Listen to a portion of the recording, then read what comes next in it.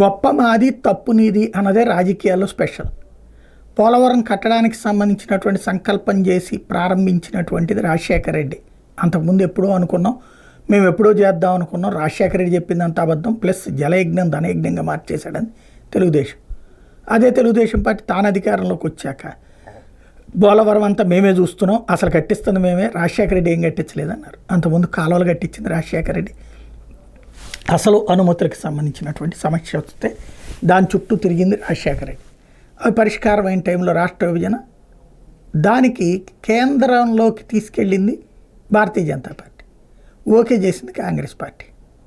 ఓవరాల్గా పోలవరం దాంట్లో నీ వల్ల నాశనమైంది, నా వల్ల బాగుపడుతుందని జగను చెప్పుకుంటాడు, చంద్రబాబు చెప్పుకుంటాడు. కానీ అసలైనటువంటి నిర్వాసితుల బాధలు ఇంతకాలం పట్ల అమరావతి రైతు గురించి వచ్చిన స్టోరీల్లో ఒకటో వంతన్న పోలవరం నిర్వాసితుల గురించి వచ్చిందా?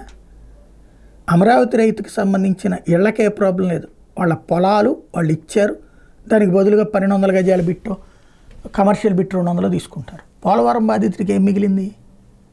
అక్కడున్న దిక్కుమాలిన రేట్ల లెక్క ప్రకారం 3 times డబ్బులు.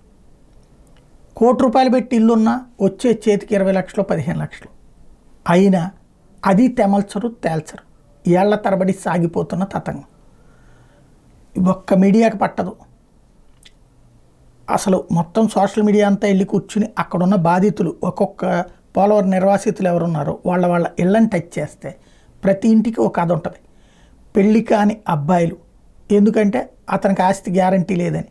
పెళ్ళి కాని అమ్మాయిలు, ఎందుకంటే వాళ్ళు ఇచ్చే కట్నం చెల్లుబాటు కాదని.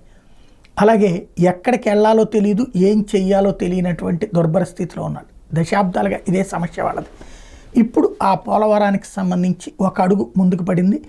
దాదాపు 700 కోట్ల రూపాయలకు సంబంధించి నిర్వాసితులకి పునరావాసానికి ఏర్పాట్లు చేస్తున్నారు. ఇదన్నా సక్రమంగా అయ్యి కొన్ని జీవితాలన్నా బాగుపడితే బాగుంటుంది.